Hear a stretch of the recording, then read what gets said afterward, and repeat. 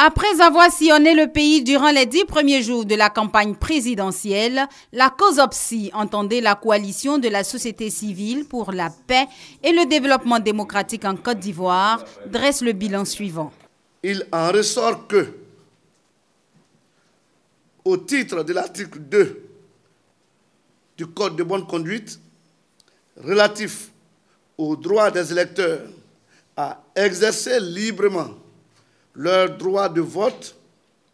nous n'avons relevé aucun acte tendant à empêcher les électeurs à retirer leur carte d'électeur ou de participer à des activités du processus électoral. Au titre de l'article 3 du Code de bonne conduite, relatif à la liberté de circulation des candidats et à la possibilité de battre campagne partout sur l'ensemble du territoire national, nous n'avons observé aucun agissement tendant à empêcher un candidat à se rendre dans une localité ou à y battre campagne.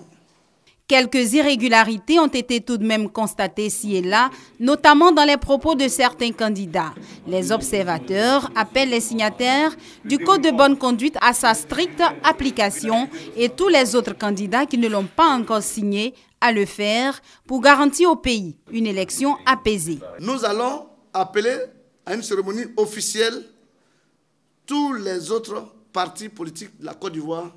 à venir signer ce code, puisque ce code va être utilisé toujours pour l'élection